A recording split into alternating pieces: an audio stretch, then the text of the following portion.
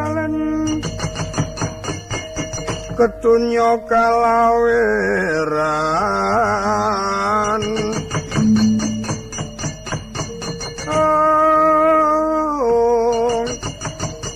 tinimpal kontaling gagono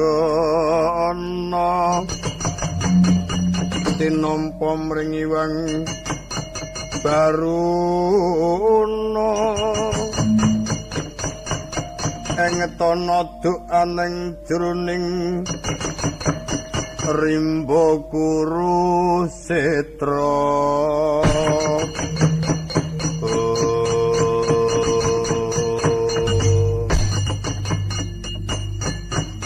Wandrada ngawe wonten ing kayangan Kondowaru para dewa-dewa kathah kok namung kula ing Punawe. Iya yen adate ing kene papane ulun ngumpulke para putra-putra dewa. Nggih. Kali dina iki ora perlu ulun dadak srawung karo dewa-dewa sing pokok Yamadipati. Nggih, Bu. Ulun dutus Adi Permadi Bathara Guru medhun ing Mercapada kang isine nyendal mayang Janaka. Kita kang minangka dadi kantining lumiat. Dosane napa? Len duwe bojo widodari. Ning ora soal dodene karepe. Sing jenenge bebojoang niku ora kena digawe. Kabeh niku iso gawe pesta ning ora iso gawe pesti. Monggo genah nek Janaka niku mantune dewa-dewa pirang-pirang. Yen Janaka niki mangke dipateni merga diluputke len duwe pertimbangan widodari. Merga saka tresnane para widodari randane Janaka. Yurda ngamuk pripun wae. Pateni sisan rewel. Widodari niku genah anake dewa-dewa niku. Yen widodari diluputake mangke ana sewenehe dewa sing ora trima anake dienggo korban pripun pateni sisan rewel. Kene iki mumet malah. Monggo dewa niku sebagian wonten sing anake Wandrada nek dewa kabeh mati ya mangke Wandrada pateni tendang sisan. Konjur ulun bareng yen pancen kita arep matur aja matur marang ulun mung sak derma ngemban dawuh. Matura dhewe ana ngersane Adi Permesti Bathara Guru. Lho nek pancen kayangan iku ora ana patihe kula langsung wani. Bareng wonten patihe perlu napa ngriki wonten patihe sampean? Sagu dadi patih kok ora tanggung jawab. Omong ora ngrasake kene wis matur apik-apik mah dilereni dadi dewa kok dadak kok kang rewel. Lah tribang leren sing ora dihormati kedung nayogyane waton ora melu apa-apa paribasan tunggak waru ora melu tunggak dadap ora melu garap. Mengkari kita ulun dawuh iki mengko mangkat Punapi Mbuya. Wis omongo mangkat Punapi Mbuya. Yen panjen mangkat ya kudu mangkat. Yen Buya mangkat terang-terangan. Dadi aja seneng ngiwa-ngiwa. Kancane do budal kok malah nelesep-nelesep.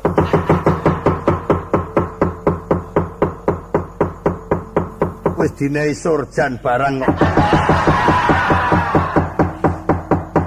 Nglirwakake dawuh. Njur nganggo klambi kerbut-kerbut. Jaketan keteng-keteng. Harus kondi. Guyu nek dileke wong tuwa. Atenimbane kita ran bantu marang Adi Permesti Bathara Guru mbok gedung bantu. Jajali. Aku senengane kok cok gugu karepe dhewe. Dolan wae sing dipengke iki ora. Anda masih bersama channel Sabda Langit TV. Gugu karpe dhewe. Saya tua kok saya gendeng. Apa ora ngelingi anake sing kobong barang ae. Ajenge wae. Anggere kula seneng lah rak tenan.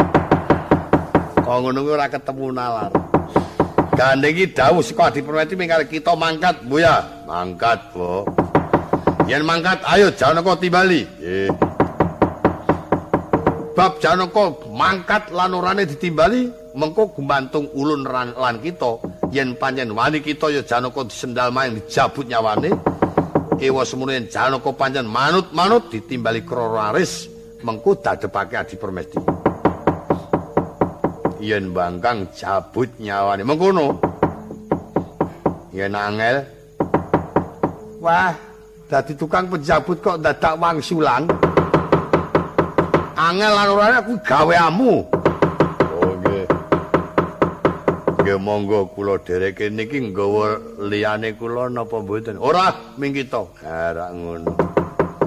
Ora gampang kita ngawal ulun. Ora ming kepenak. Ana apa-apa kudu ditandangi. Nggih. Tak dawuh kita ora mangkat, atur Kadi Guru nampa pidana. Nggih monggo dereke.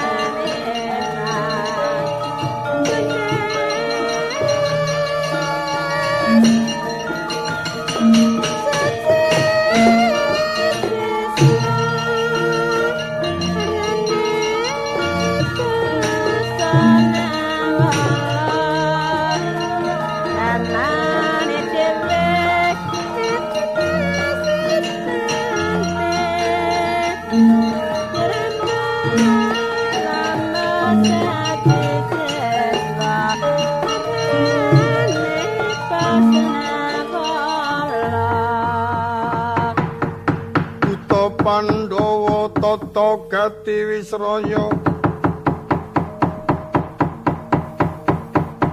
sindung riwut prawraga roler sang kiri-kiri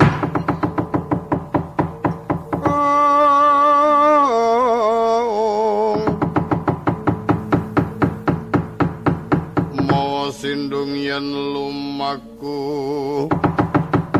menabak katon lir manaut pindha singa nabdolawan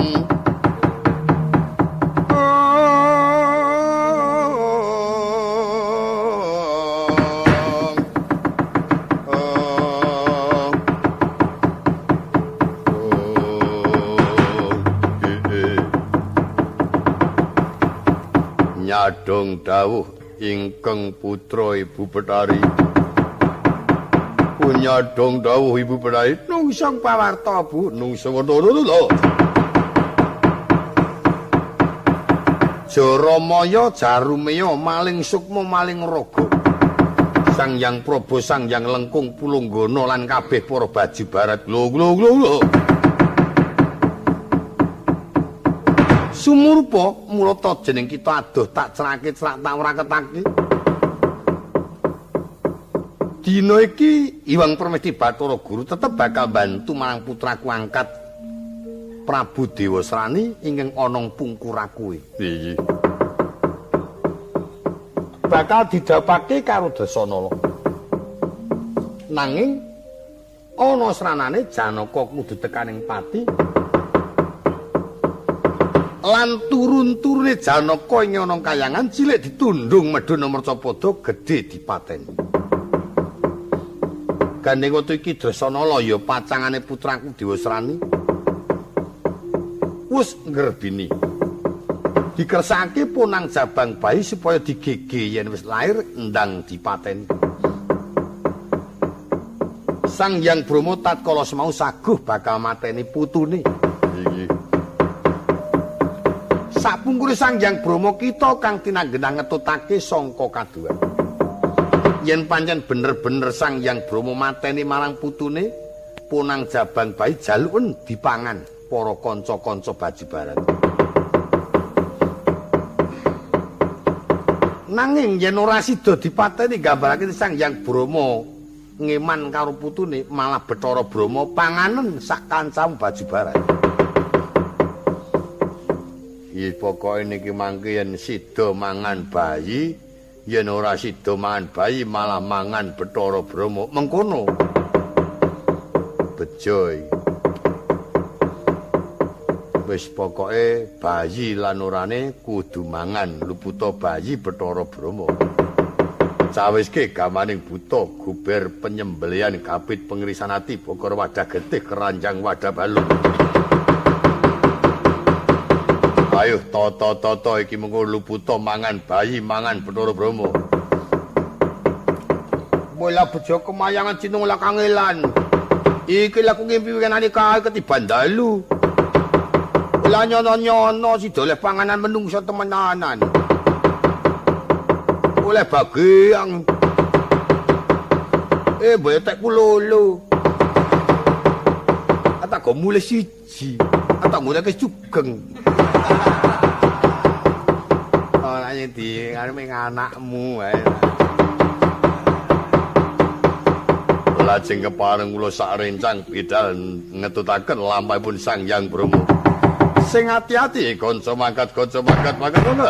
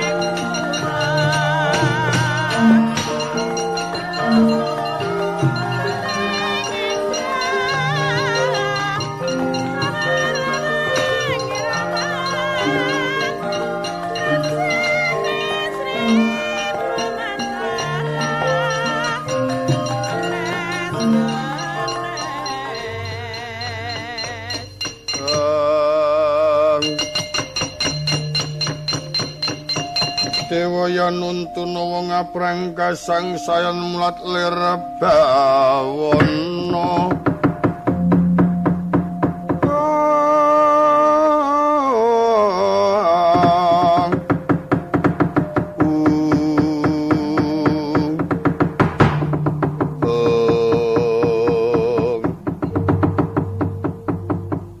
Yogaku nggih Dewa Srani kula nuwun wonten paring dawuh Bu. Yen ora kleru Ki Kadang Mutuwa Prabu Wiramba-Dewa kang nembe bali sanga ing Praja Ndarawati. Nun kepareng lajeng tulatrindangu dumateng Kaka Prabu Wiramba-Dewa wonten paring dawuh. Sawise jeneng kita swanana ngarsa ulun paran rikala semana ulun utus nglembut Bathara Kresna. Dalaran sumbering kekuatan wong Amarta kuwi mung ana Bathara Kresna. Aduh, ngaturaken kedrawasan. Bathara Kresna kados sampun wicaksana mangertos dumateng lampah kula. Rikala semanten dipun panggahi Puspita Wijaya Kesuma Mahidasar. Dipun pasrahaken dumateng satriya ing nami Raden Setyaki.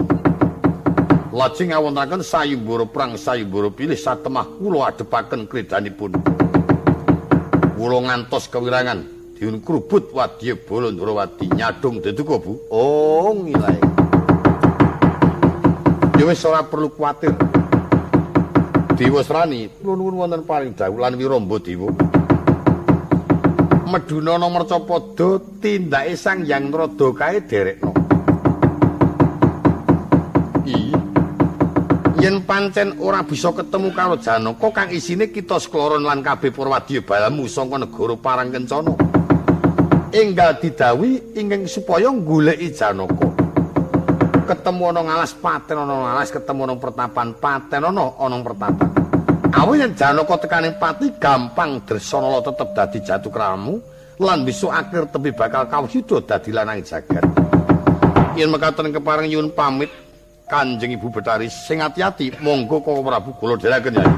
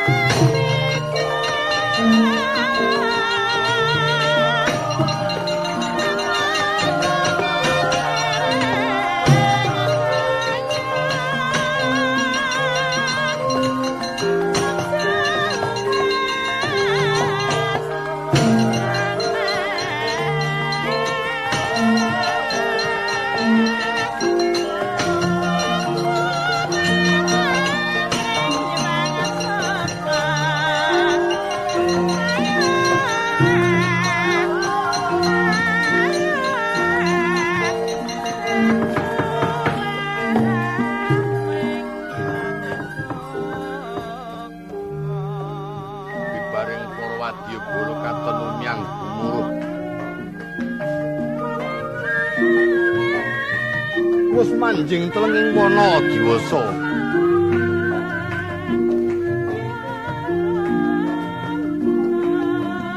Kocapo kang kinarep sinambeting carita kang pinuju lenggah.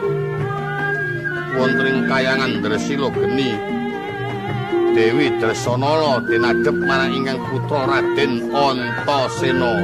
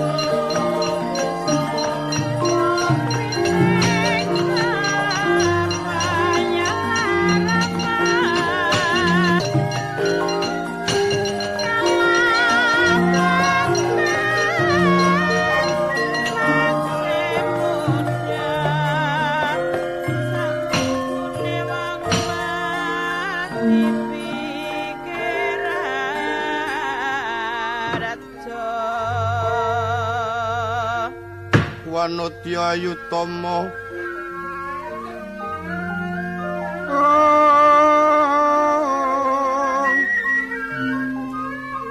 gambar rumesangku suma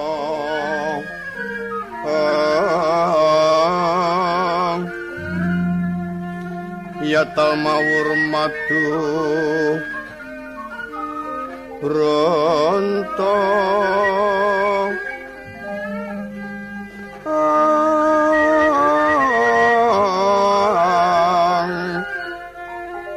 gembrang-gembrang yen ngandika tumandu ing madu wardana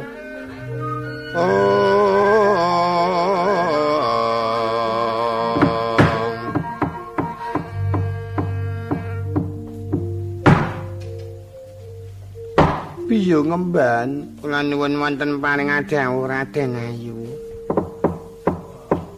ora bakal samar panduluku iki kaya putraku Antasena ingkang sowan ing Dresila geni nyuwun kula dereng patos tepang kalian Mas Ena karo sapa Mas Ena iya prayogi lajeng nglaturing dangu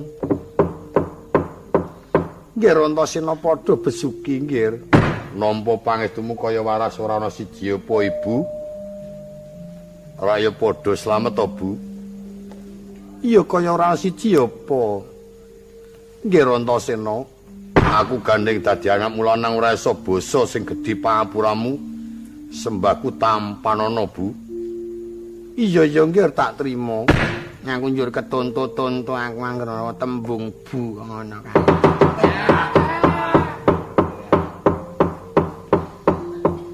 ketonto-tonto sapa Lek wong semono gedene kok suarane cilik tonto-tonto makmu cilik oh iya anggar menibu ngono mak sir Bu ngono nek karo aku cok lamat-lamat cukup nambahku aku ya mbok ora kesusu-susu to Mas kowe iki mulai udah rada dempet ngono kuwi nek anakmu kanak karo aku mung cok muni Sri ngono ora tak muni Bu ngono jane ya tak kon muni nggo wangun-wangun nek kowe iki sebut Bu ya ora wangun wong wangun aku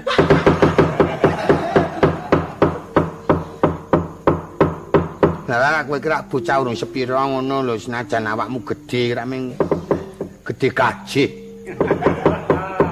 ning cara-cara ki urung sepira ngono ngene awakmu ki kuru aku gedhe kae nek badminton playune banter dhewe aku menang aku nek karo Sugeng kancaku ki Sudiati kae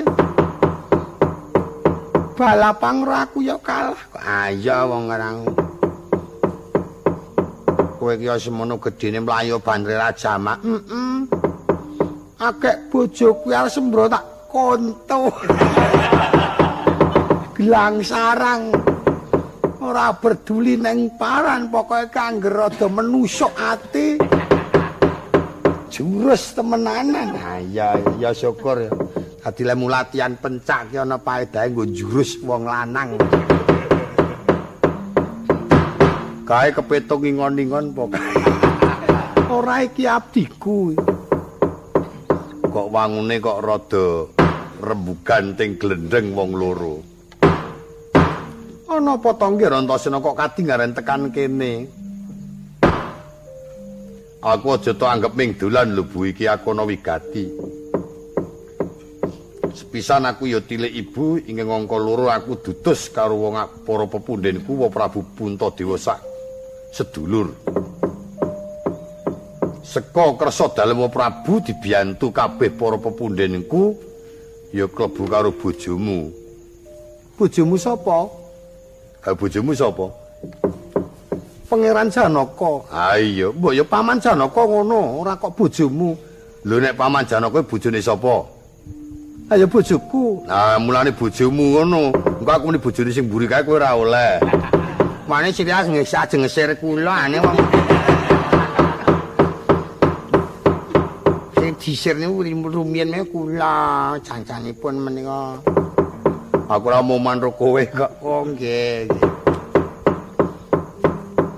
Banjur dutus sapa dina iki Ibu didhawuhi medhun Mercapada supaya lenggah ana kraton Ngamarta diarep-arep Ibu Durpadi, Ibu Warasembadra lan Ibu Sri Kandi kabeh para garwa-garwa sing isine iki Ngamarta bakal pepanggihan para sesepuh sing kanggo sarana tegese sing kanggo sarana ngumpulke para sesepuh mau Ibu Dresanala anggone nek metengki apa to Bu? Nggerbini. Wis ana 7 manci, 7 sasi. Oh, 7 sasi. Kuwi nek nggerbini 7 sasi iki jenenge apa? Mitoni utawa ngebani. Oh. Oh dadi nek wong ki nek nggerbini iki yo dipasangi ban apa piye?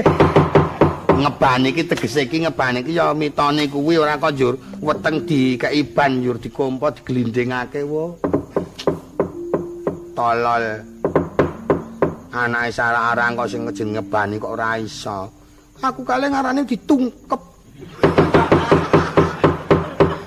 Kuwi jenenge kleru ora ditungkep ditingkepi. Ah ya kuwi ditungkepi kuwi.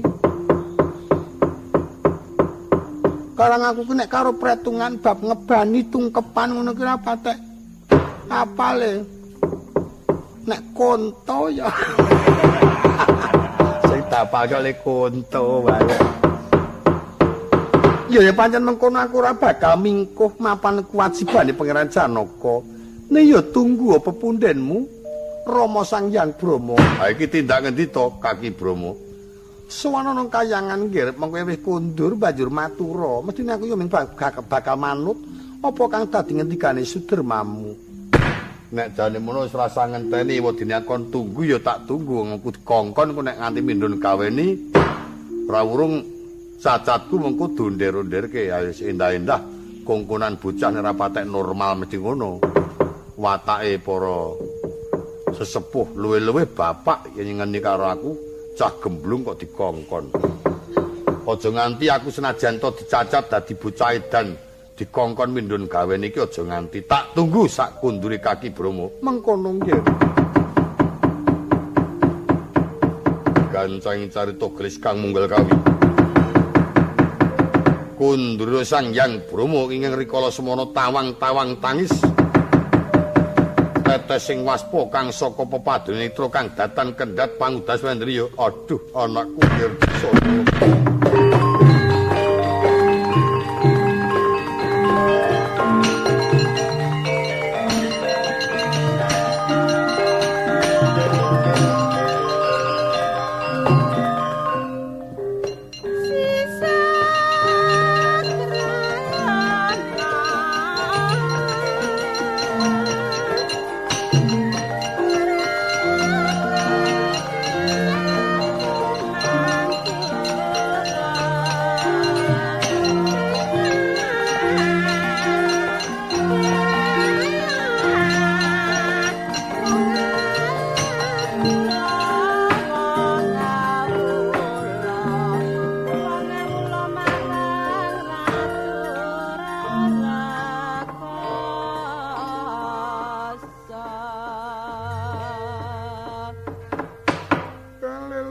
Sri Tuntum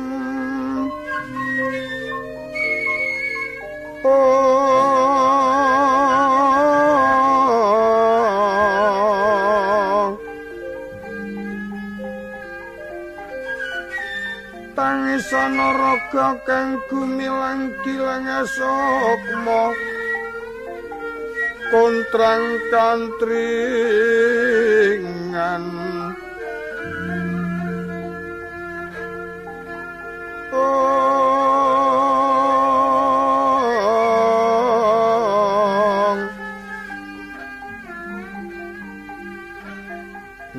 papaning sukma golek ana laku kang utama nyalingan cating sukma dedencengan kaya ganggeng kulawan lumut manut ilining tirta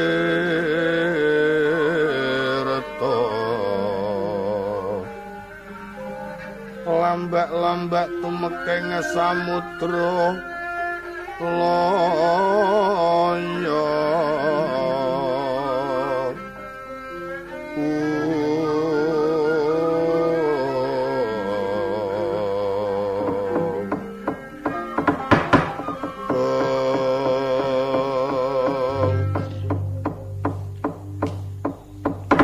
anakku nggir Dresanala iki lelakon apa kang kudu tak lakoni lan apa cobaning dewa anggon ulun tumitah dititahake marang Sang Hyang Nurcahya dadi geneping dewa kang kudu ngembat lelakon kaya mengkene dina Rama panjenenganipun kondur sajak mengkusungka wonten menapa Rama Boye kula aturi ngendika ingkang Nitrawaca menapa ingkang kapenggalih Sang Hyang Brahma kondur muwun nak mestine rak susah atine kae iya kagol apa mbuh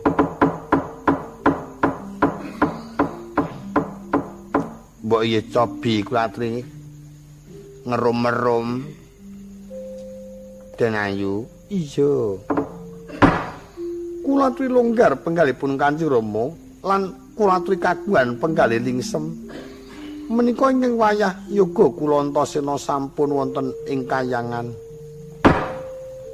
Antasena inggih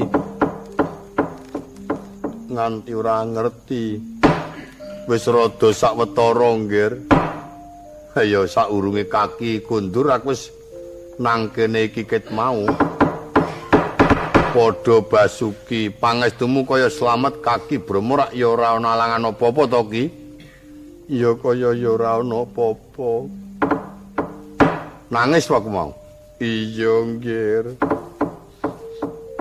susah pikire ketara muwun iya ditutukake kok ndak kagol ya tak tutukne sike lenggah sing kanthi prayoga ae tak tunggu kene nggih Dresanala kula Rama dina iki mung kari gumantung ana kita yen lila matura lila nanging yen ora lila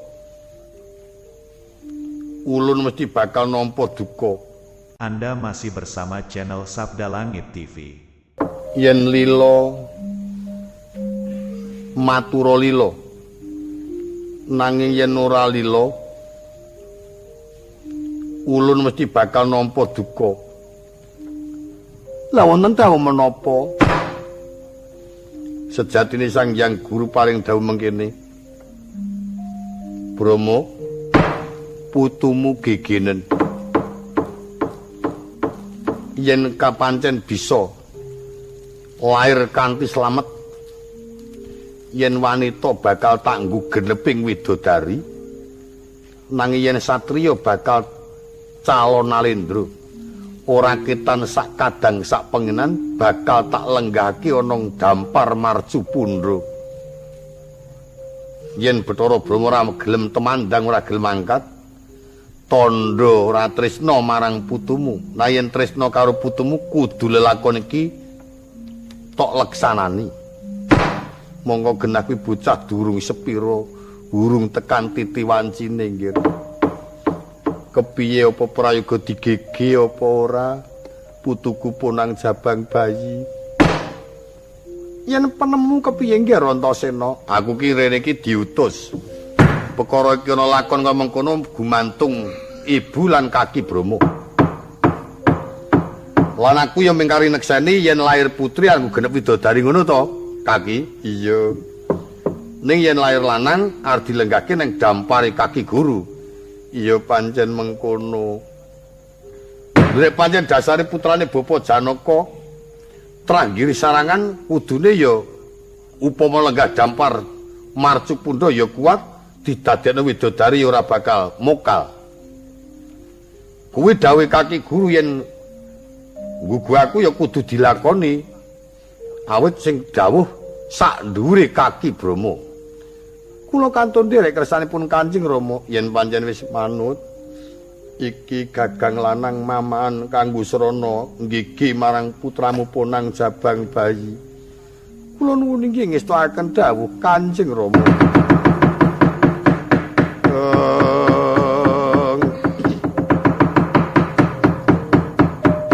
Kesemnya katon kang anggendreh manis leresang.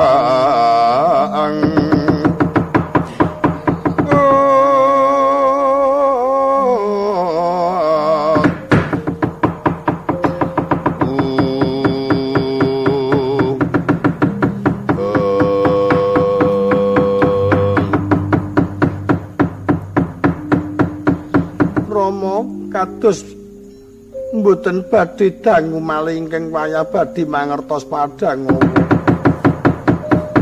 putuku inggih Rama. Welas mandi temenanan. Bocah wadon kula pukulun dawuhna marang kanca kancamu supaya banjur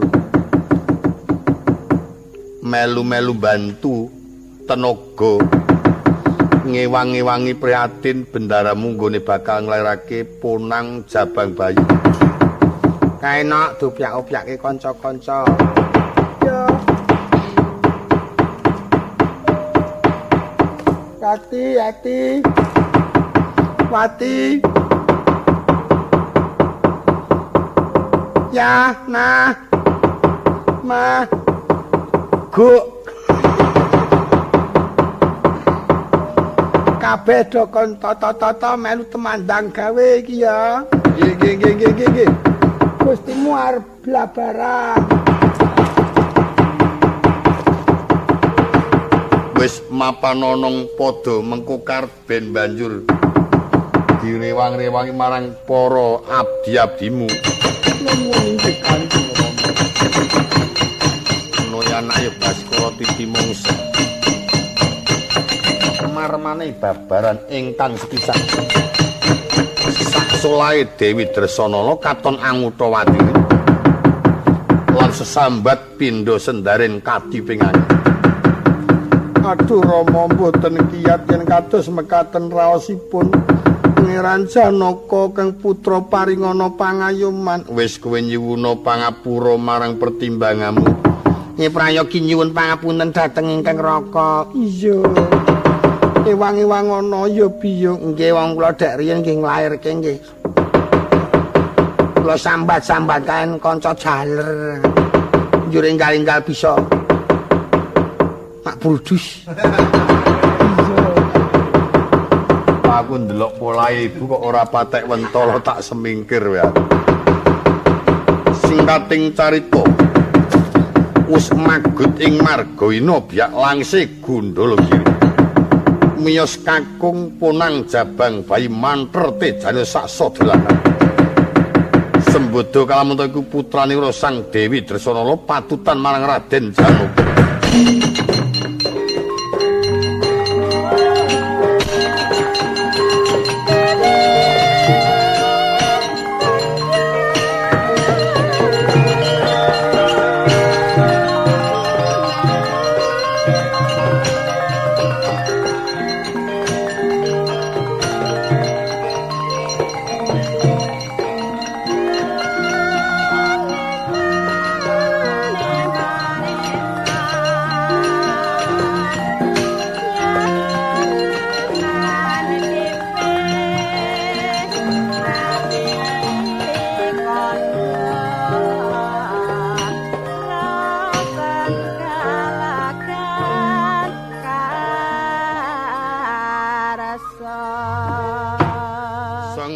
kaya dalu araras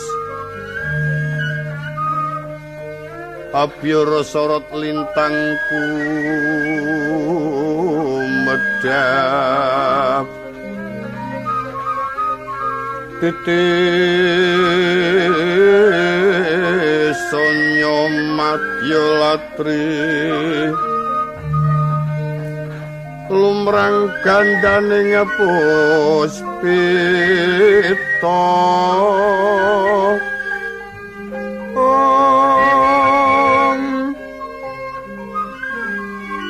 karnaning putyanira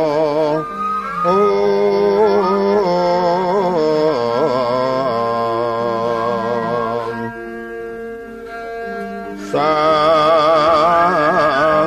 Dwija rombrengeng lir kumaraning madu bronto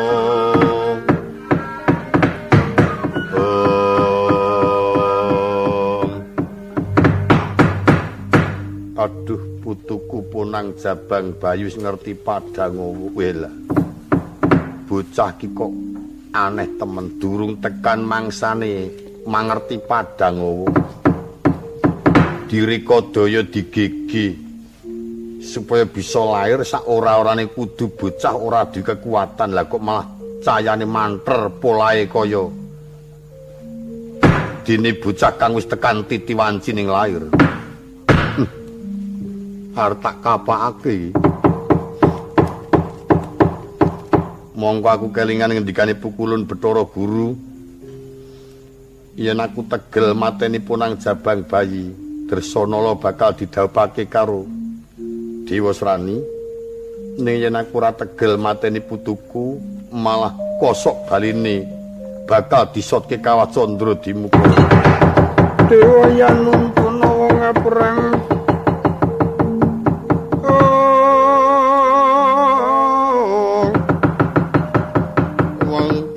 kasangasayan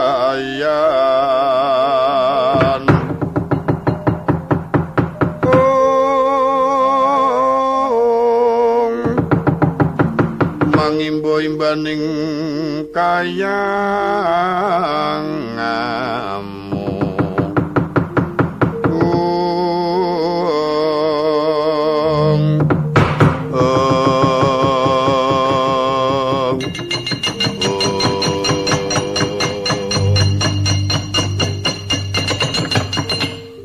Dresanala wis cukup bisa rencang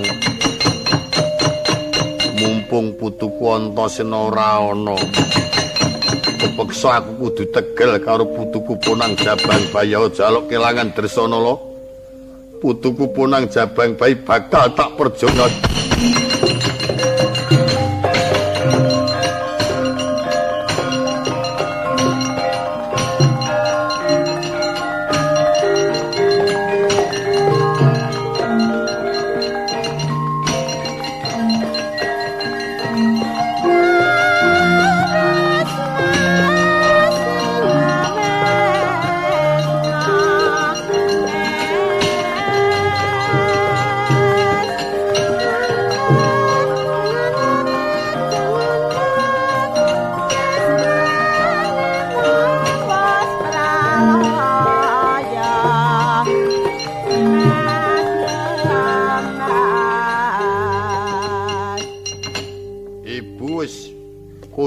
saka beji iya ngger wis siram barang wis nyuris trenceng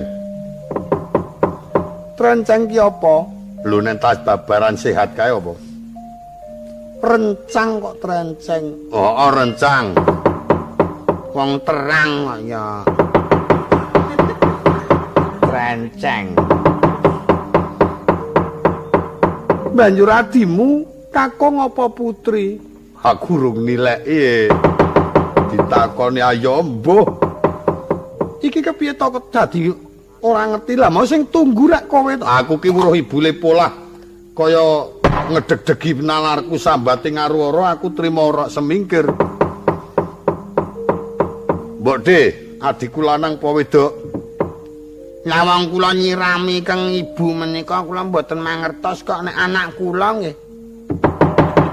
Wonten sing jaler, wonten sing setri, werni kalih. Aku ora takon ningon-ningonmu kok. Iki kepiye to kok dadi kaya mengkono? Lah apa wis diboyong ana kayangan? Nek kinten kula pun diboyong sowan Sang Hyang Guru. Awit ajeng dilenggake teng dampar napa niku wau? Mecucu. Marcu. Goblok iki. Marcu ngono. Ayo kuwi. Masu. Kowe kira asal cok omong-omongan wen iso. Ya rontosen aku pasrah marang kowe mangsa bodho nggih.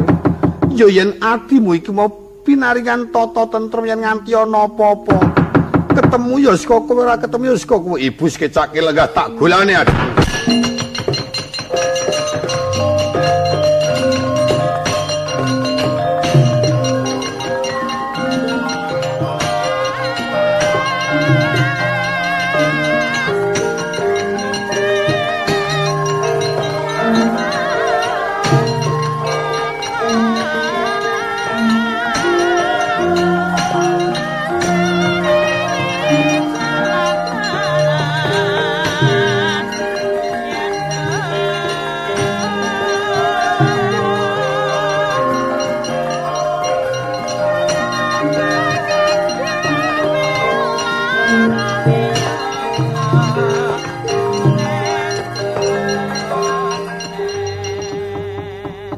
Kepeksa aku kudu tegel karo putuku Punang Jabang Bayi.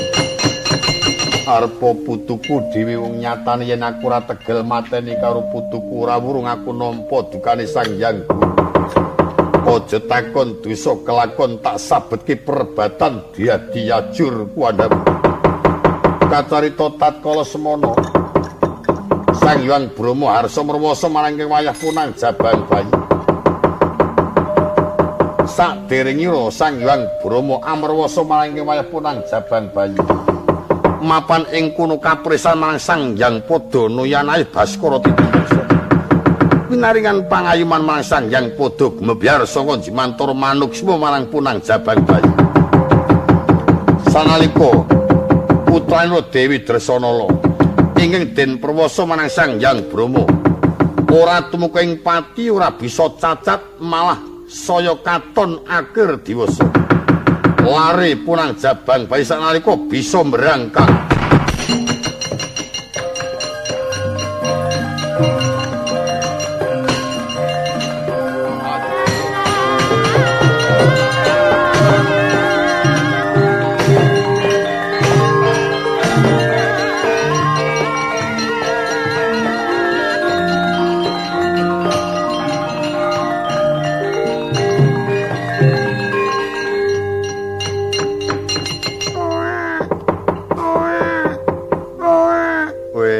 Malah dadi dukun bayi tak rasa-rasa.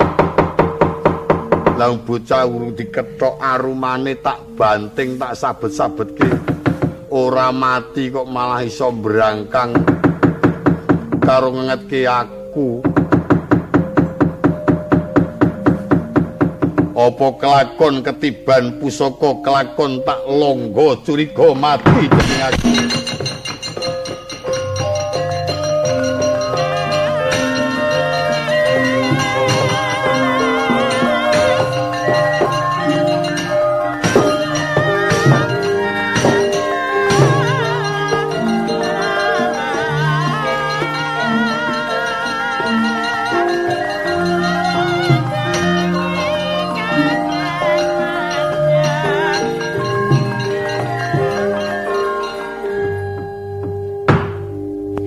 Malah iso linggu iki lelakon apa kok dadi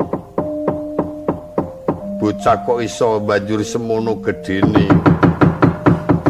cinarita pungun-pungun tiasra Sang Bathara Brahma awit nggenya mrewasa marang ingkang wayah Punang Jabang Bayi ora bisa tumeka ing pati malah saya katon akhir diwasa. Kocapo barisaning buta-buta baju barat.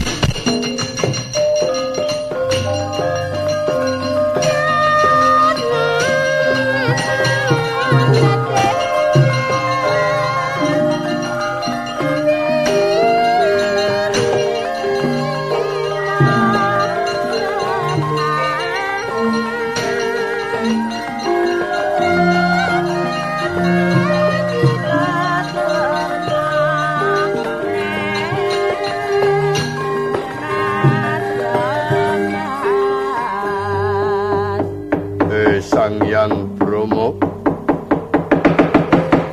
aku bakal njaluk putumu Ponang Jabang Bayi atas dawuh pengendikane Sang Hyang Guru yen wis tok gege putramu supaya tak pangan sak kancaku Jaramaya. Apa iya panganen kiyi putuku? Wis tak trima Ranyipati do panganen.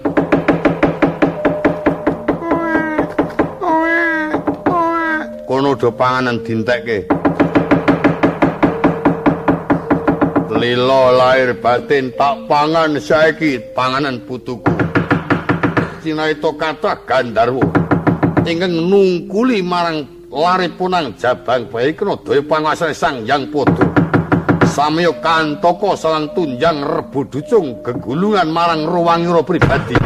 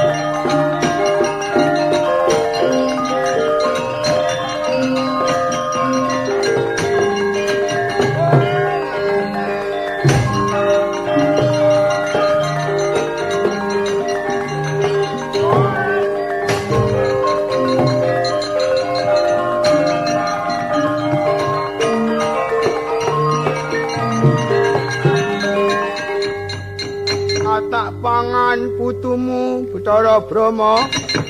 Ya. Toko ngono kok do tekan kene. Ayo padha mangan, ayo wis kebacut toto-toto kudu mangan. Kudu mangan, kudu mangan.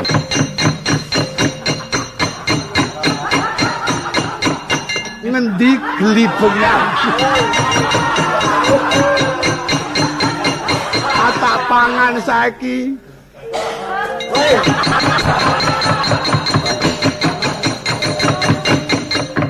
Butuh elek-elek kok do tekan kene. Tak pangan saiki, mumpung ana sing tanggung jawab.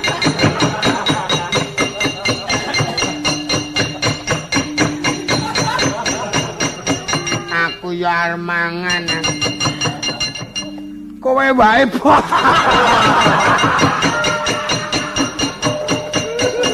Aja mangan rombongan kok ngono kuwi. Aku njur dadi malah.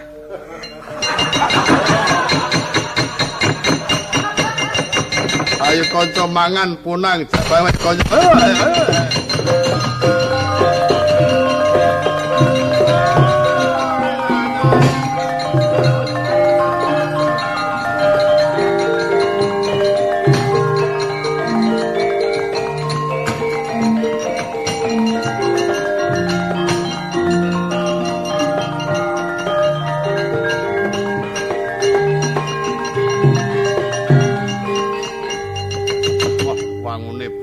Ora kena kinaya ngopo. Pangan buta sepirang-pirang buta ora bisa tekaning pati apa kelakon tak lagar geni bocah iki. Kasirnaken marang daya panguwasaning Dahana.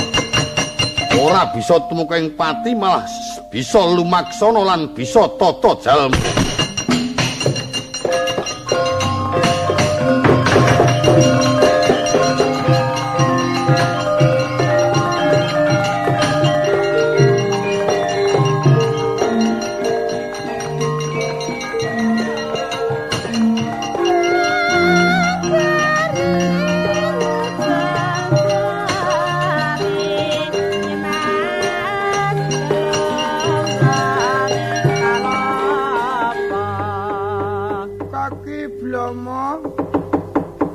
Ki Brama? Wela cilaka iki lelakon apa? Aku iki mau tok bakar nganggo geni aku nampa usike sing kuwasa. Merga leku gedhe iki saka wisaning geni aku didhawuhi jenengan wisanggeni aku. Wong bocah lair ora apa-apa, dipangan buta do kualat. Tak banting ora apa-apa, bareng tak obong iso omong malah golek jeneng dhewe. Aku arep nagih janji, ayo aku kudu disowanke ana ngersane kaki guru lenggah dampar marcu pundha manik. Mati aku.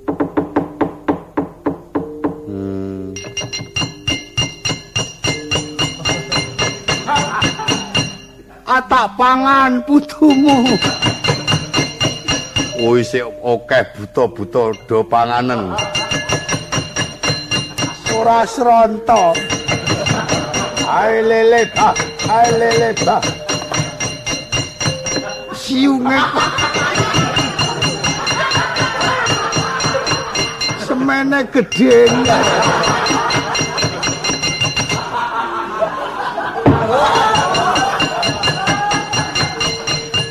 Wong dimek ya semaput e. Metu getihe. Wong buta ming dimek kok do metu getihe. Nganti semaput kira kebangetan nak putuku sing Ati aku wis pokoke mangan. Saanane wae lah rasa milih-milih. Dene pancen mengkono. Nggih, ayo tak sowanake ana kayangan lenggah dampar marcu pundha. Ayo Kang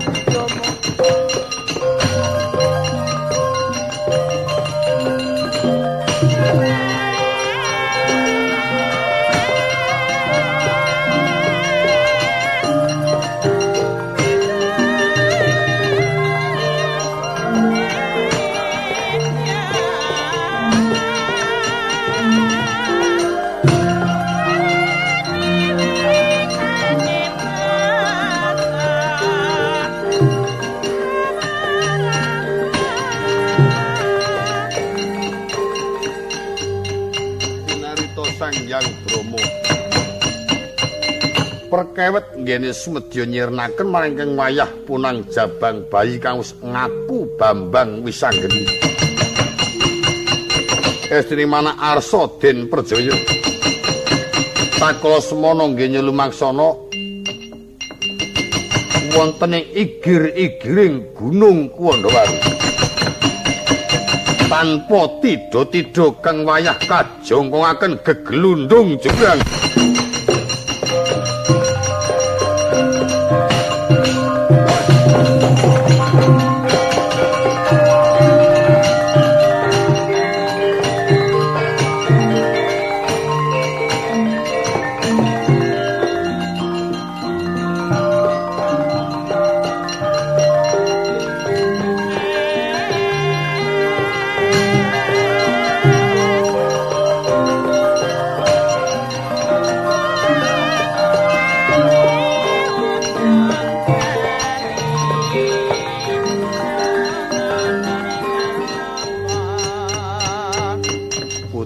Antasena. Heeh. Wis aku tak takon Kaki Brama, ora sagara karo aku iki adiku Punang Jabang Bayi nandi. Awit sak ilange adiku Punang Jabang Bayi ibu sing dicucuh aku. Ketemu ya saka aku, ora ya saka aku. Ayo Nandi.